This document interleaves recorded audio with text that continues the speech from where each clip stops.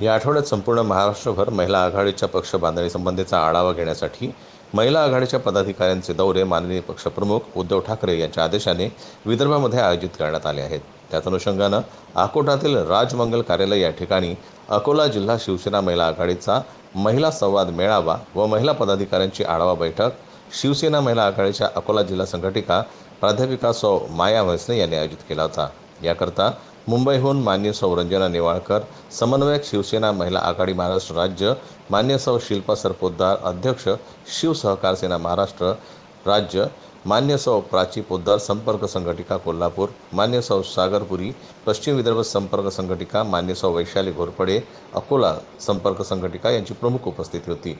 सर्वप्रथम हिंदवी स्वराज्याचे संस्थापक छत्रपती शिवाजी महाराजांच्या पुतळ्याचे तसेच हिंदी हृदय सम्राट बाळासाहेब ठाकरे व मासाहेब ठाकरे यांच्या प्रतिमांचे पूजन मान्यवरांच्या हस्ते करण्यात आलं। त्यानंतर प्रास्ताविकेतून कार्यक्रमाचा आयोजक प्राध्यापक सौ माया म्हैसाने यांनी पाहुण्याचा परिचय व कार्यक्रमाची रूपरेषा विषद केली।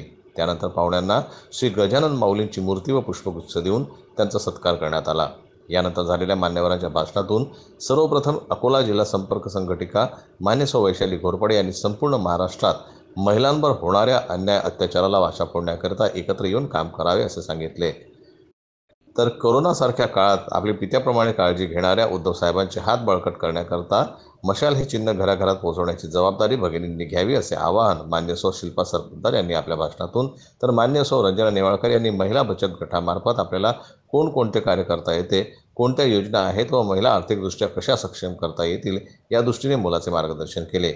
या कार्यक्रमाकरता सौ देवश्री ठाकरे, श्रीमती उषा गिरणाले, सौ सुवर्णा ठाकरे, सौ वनिता वाकोडे, सौ रंजना गणात्रा, सौ वैशाली इंगोले, सौ किरण खाडे, श्रीमती शोभा भगत, कुसंगीता सावरकर, सौ रेखा कराड, सौ प्रतिभा जांभळे, सौ ज्योती लोखंडे, सौ वर्षा मावलकर, श्रीमती देविका कुईटे, सौ प्रतिभा पुडकर, जिल्हा परिषद सदस्य गीता मोरे, सुभद्रा सुरत्ने, तसेच अकोल्याहून आलेल्या सौ रेखा राऊत, सौ वर्षा पिसोडे, सौ सीमा मोकळकर यांची तसेच आकोट विधानसभेतील बहुसंख्य महिलांची उपस्थिती होती।